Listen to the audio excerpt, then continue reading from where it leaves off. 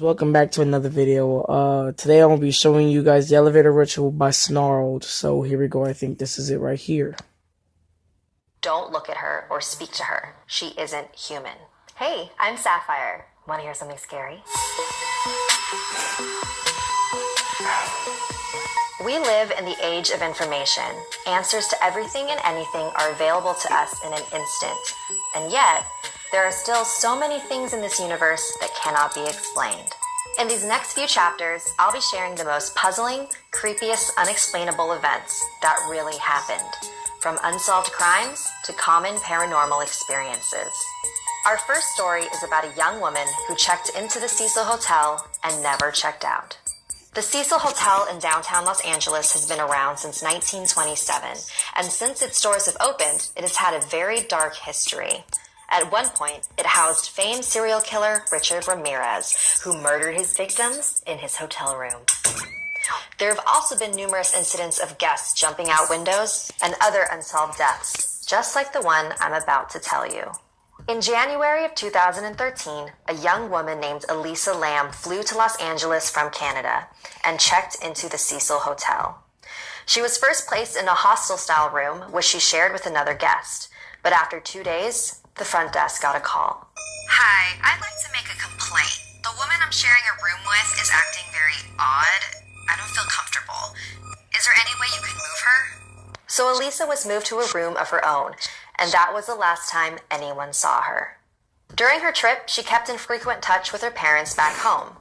But when they didn't hear from her when she was supposed to be leaving Los Angeles, they became worried and called the LAPD. Around the same time, the front desk kept getting more complaints. The water pressure in the shower is so low. The tap water is all black. So a hotel staff member went up on the roof to inspect the water tanks. He noticed that one of them was open. He looked inside, and that's when he found Elisa floating in the tank. To this day, nobody knows how she got in there undetected. But there are a lot of theories. See, Elisa had bipolar disorder and depression and was on prescription medication to help keep her in balance. She kept a blog where she wrote about her struggles with her illness and seemed to be very open about it. The most logical conclusion is that Elisa was off her medication, broke from reality, and drowned herself in the water tank. Another theory is that she was playing the elevator game. The elevator game is a ritual that originated on a Korean website. When performed properly, you can supposedly be transported to another dimension. In order to play, you need a building that has at least 10 levels. It's best played at night since you need to be completely alone. You enter the elevator and go to different floors in a particular order. Once you reach the 5th floor, a woman will get on with you. Whatever you do, don't look at her or speak to her. She isn't human. When you reach the 10th floor, you exit the elevator and enter a new dimension. You will still be in the hotel, but only you exist. Be careful. In this dimension, your cell phone won't work, and you may feel disoriented and even faint. If you wake up without taking the proper steps to come back to our world, strange things may happen. So what does the elevator game have to do with Elisa Lam?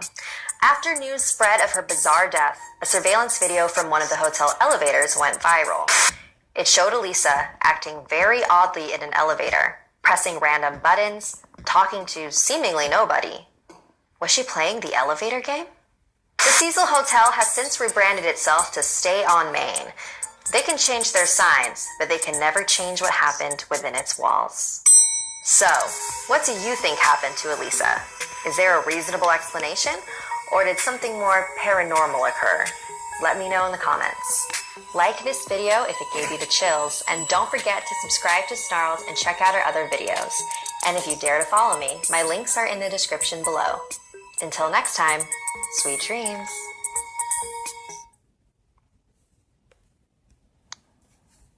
Hey, I'm Sapphire. Want to hear something scary?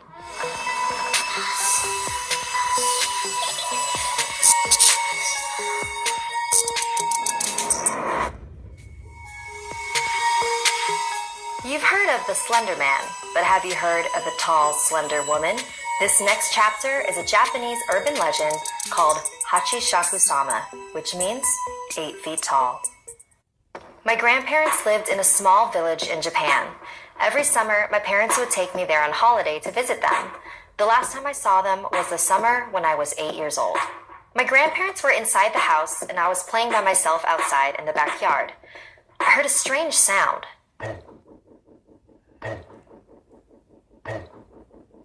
I didn't know what it was, and it was hard to figure out where it was coming from. I was looking around, searching for the source of the noise, when I noticed something on top of the tall hedges that enclosed the backyard. It was a straw hat. It wasn't resting on the hedge, it was behind it. That's where the sound was coming from. Then the hat began to move. It stopped at a small gap in the hedge, and I could see a face peering through. It was a woman, but the hedges were high, almost 8 feet tall. I was surprised at how tall the woman was. I wondered if she was wearing stilts or some sort of huge high-heeled shoes. Then, a split second later, she walked off, and the strange noise disappeared with her, fading into the distance. Confused, I got up and ran back into the house. My grandparents were in the kitchen drinking tea. I sat down at the table and told my grandparents what I had seen. They weren't really paying attention to me until I mentioned that distinctive sound. They both froze. Grandma's eyes grew wide, and she covered her mouth with her hand. Grandpa's face became very serious, and he grabbed me by the arm. "This is very important," he said, very intensely. "How tall was she?" "As tall as the garden hedge." "Where was she standing? When did this happen? What did you do? Did she see you?" I tried to answer all his questions as best as I could. He rushed out to the hallway and made a phone call. I couldn't hear what he was saying, but after he hung up, he walked out the door. "Grandma, what's going on?" "There's something dangerous abducting children in this area," she said. "We call it Hachishaku-sama. It takes on the appearance of an extremely tall woman and says, in a deep voice. A long time ago, it was captured by monks, and they managed to confine it in a ruined building on the outskirts of the village. They trapped it using 4 jizo, small religious statues that they placed at the north, south, east, and west of the ruins so that it could not escape. But somehow, it did. The last time it appeared was 15 years ago. My grandmother said that anyone who saw it was destined to die within a few days. It all sounded so crazy. I wasn't sure what to believe. Just then, my grandpa came back, but with an old woman who called herself Keisan. They took me upstairs to my bedroom and began covering the windows with newspaper, with ancient runes written all over them. Keisan placed small bowls of salt in all 4 corners of the room and a small Buddha figure in the center. "Soon the sun will be setting, so listen carefully. You must stay in this room until 7:30 tomorrow morning. Do not open this door for any reason. She placed a bucket in my hands. Not even to use the restroom." My grandparents and Keisan left the room, and I locked the door after them. I couldn't believe what was happening. Was I really going to die in a few days? I turned on the TV to try to take my mind off everything, and eventually fell asleep. I was awakened around 1 a.m. by a tapping sound on the window. It's probably just a tree or something, I told myself. Then came a knock on the door, and I heard my grandpa's voice. "Are you okay in there? If you're scared, I can come keep you company." Hearing his voice was such a relief that without thinking, I rushed over to the door. But something didn't feel right. I looked at the bowls of salt in the room. All 4 of them had turned black. And then I heard the sound again. The tapping on the window continued. I knelt in front of the Buddha and began to pray. I was so terrified and caught up in my chanting that I didn't realize the sounds had stopped. I checked my watch. It was 7:30 a.m. Carefully, I opened the door and ran to my grandparents. We all got in a van and headed straight for the airport. Apparently, there were others who had escaped the grasp of Hachisaku-sama as long as they never stepped foot in Japan again. So 2 years ago, when my grandpa got sick, he refused to let me visit him. He even left strict instructions in his will to not let me attend his funeral. I couldn't believe that this creature prevented me from saying goodbye to him. So when my grandma called a few days ago to tell me she had been diagnosed with cancer, I wasn't going to let her stop me from visiting. It's been 10 years, Grandma, and nothing has happened to me. We don't even know if this thing is real. I'm not going to let it stop me from seeing you. If you say so, dear. I love you, Grandma. I'll see you soon.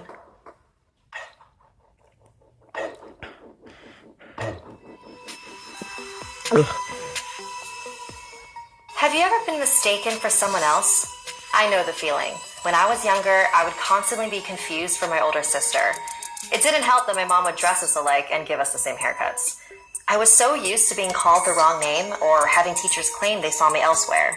Now, years later, I've heard numerous stories about people seeing a family member, only to have the real family member walk in moments later, or people seeing someone in one place while witnesses swear they saw that same person somewhere else. Looking back on it now, I wonder, what if there really was someone other than my sister being me? In this next chapter, we'll be discussing a curious phenomenon, doppelgangers. In paranormal terms, a doppelganger is a ghostly duplicate of a living being. According to superstition, seeing a doppelganger is a bad omen and a messenger of death. There are several famous cases throughout history. In 1603, Queen Elizabeth I had walked into her bedroom to find herself in terrible condition. Soon after, she became ill and died in that very bed. In 1796, Catherine the Great was awoken one night by her servants, claiming that someone who looked exactly like her was sitting in the throne room. Confused, she got up and went to the room and was shocked to see herself sitting in the throne. She ordered her servants to shoot at the imposter, but their bullets had no effect, and the double dematerialized. Within a few weeks, Catherine had died of a stroke. After being elected in 1860, Abraham Lincoln looked in a mirror and saw not one, but two reflections. One was Lincoln as he was, and the other was pale and sickly. He and his wife saw it as a sign that he would be elected for a second term, but wouldn't live to see it through. And we all know how that ended. Maybe it's just a coincidence that all of these people had seen their doppelganger before their untimely demise. After all, not every case ends in death. Like the story of Emily Sagy, a schoolteacher in France. Despite being kind and friendly, she had a difficult time keeping a job. She was fired 18 times from multiple schools because her doppelganger was terrifying everybody. On numerous occasions, staff members and students claimed to see a second Emily standing right beside her, mimicking her every movement. But the most famous incident was during a sewing class at an all-girls school. The room was filled with 42 students, with the supervising teacher sitting in the front. The room had giant windows that faced the garden, and everybody could see Emily, energetically and happily picking flowers. For whatever reason, the supervising teacher left the room. Suddenly, the students noticed that Emily's movements were slowing down, like her energy was being drained from her. Then, in the empty teacher's chair at the front of the classroom, a figure appeared. It was Emily. Hey. The girls couldn't believe what they were seeing. There were two Emilys, both in plain sight. They tried speaking to the figure in the chair, but she didn't respond. So one girl mustered up the courage to try and touch her. She slowly approached the apparition, reached her hand out, and passed her hand right through it. "What does it feel like?" the other girls asked. "Like thick cobwebs." Then the doppelganger disappeared. The girls looked out the window to see the real Emily as she continued to walk through the garden as before. The horrified girls told their parents, who then complained to the school staff and had poor Emily fired again. Bless me. Despite the many appearances of her doppelganger, Emily herself had never seen it. Doppelgangers are also common in the Philippines, where they're called gaya-gaya. Chelsea Braganza shared this story about her dad, Floyd, and her uncle, Fred, who had a puzzling run-in with one. When Floyd and Fred were in their teens, they were at home one day waiting for their friend Susanna to come over. There was a knock on the door, and there she was. "Hey, you're early," Floyd said. But she didn't say a word. Instead, she walked straight past him and into the bathroom. He thought it was pretty strange, but figured she just had to use the restroom really badly. Some time had passed, and Susanna still hadn't left the bathroom. Floyd needed to use it, so he knocked on the door. No answer. It had been at least an hour. "Hey, is everything okay in there?" Still no answer. They decided to pick the door open, shielding their eyes just in case they walked in on something they didn't want to see. But they didn't see anything. It was completely empty. The bathroom had no windows. Where did she go? Did you see her leave? No, did you? Just then, there was a knock on the door. It was Susanna. Oh, we didn't realize you left the bathroom earlier. What are you talking about? Weren't you here earlier? What? No, I just got here. To this day, they still have no idea what it was that walked into the house. Doppelgangers have appeared all over the world and all throughout time. Maybe it's our minds playing tricks on us. Or maybe that's what they want us to think. And now we close this volume with a story from Megan in Scotland. Megan never believed in the paranormal until it begged for her attention. Megan and her boyfriend Mikey had just moved into a flat in Aberdeen, Scotland. It was small, but cozy. There were 2 large windows, one in the kitchen that faced the garden, and one in the bedroom that faced the street. They usually kept the blinds closed to hide their expensive musical equipment. One night, Mikey was attending a concert in Glasgow and wouldn't return home until 4 in the morning, leaving Megan all alone. After he left, she spent the night catching up on her favorite TV shows. She fell asleep with her TV on, but a sound jolted her awake around 11:45 p.m. It was a slow knocking. She got out of her bed, thinking that it was her upstairs neighbor asking to turn her TV down, as it was still blaring when she woke up. She readied her apology in her head and walked to the front door. But when she looked inside the peephole, no one was there. She shrugged it off, thinking she must have been imagining the sound, and walked back to her bedroom. And then she heard it again. It was coming from the kitchen. She must have forgotten to close the blinds that night, because when she turned on the light, she was face to face with a woman in the window. She was wearing a dark overcoat, and her long red hair hung around her face like seaweed. Her mouth was twisted up into a terrifying grimace, showing the few rotten teeth she had left. Megan knew what this was. Her grandparents told her the stories when she was little. That was no woman. That was a banshee. In Irish mythology, a banshee is a female spirit who lives by the river. They usually have the appearance of an old hag, but are capable of making themselves as young and beautiful as they choose. In Ireland and Scotland, it is traditional for women to wail or keen at funerals. So if you hear the keen of the banshee, she's alerting you that death is nearby. "Let me in," the banshee croaked, her strained voice echoing in the walls. "I've been hurt." But Megan didn't believe her. She was now tapping louder on the glass. I'm gonna get you some help." "What kind of fucking woman are you?"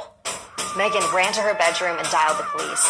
She sat on her bed, shaking and praying to every god she could think of. It was the most horrifying experience of her life. The banging on the window had stopped. Is she gone? Megan thought to herself. But then she noticed a shadow from behind her bedroom curtain. "Little bitch, you think you're too good?" There was nothing Megan could do but wait there while the banshee taunted her. Then she saw red and blue lights flash outside. Finally, the police were here. She went to the front door where she could hear the mumbled voices of the officers outside. She was just about ready to let them in when she heard, "It's her. It's her." Megan didn't know what to do. She stood there, frozen in place, until the mail slot in her door slowly swung open. "Miss, is everything all right?" Megan told the police everything that happened and described the woman in detail. They thought she just might be a violent drunk, and so they told Megan that they would check the CCTV cameras in the area to see if they could find her and prevent her from harassing anyone else. Days later, Megan got a call from the officer. "So we checked the security cameras in your area, and yes, we did see a woman who matched your description. What was strange, though, was that she only appeared in the one camera, right outside your building. We couldn't see where she came from or went to. Like she vanished into thin air." For the next few days, Megan tried not to think about that night. Maybe it wasn't a banshee. Maybe it really was just a strung-out old lady. Because if it was a banshee, that meant that someone close to her was going to die very soon. About a week after the incident, Megan's friend called her to tell her that her mother had passed. Whether or not it was just a coincidence, Megan didn't want to tell her friend about what she saw. What if there was something she could have done? Ever since that night, strange but subtle things continued to happen in that flat. Megan's wind-up music box would suddenly begin playing when no one was near it. Lights would flicker on and off. The water in the bathroom would randomly turn itself on. Centuries ago, when a well would overflow, it was a sign that a banshee was near.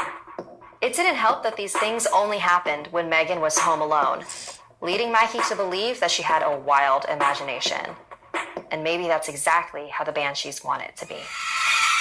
Have you or anyone you know had any run-ins with a banshee? Let me know in the comments. And a very special thank you to Megan Matheson for sharing this story with me. Like this video if it gave you the chills. And don't forget to subscribe to Snarled and our sister channels, HissyFit and Slaytrix. If you or anyone you know have a unique paranormal experience, message me on Instagram and I might feature your story. And if you dare to follow me, my links are in the description below. Until next time, sweet dreams. Hey, I'm Sapphire. Nope.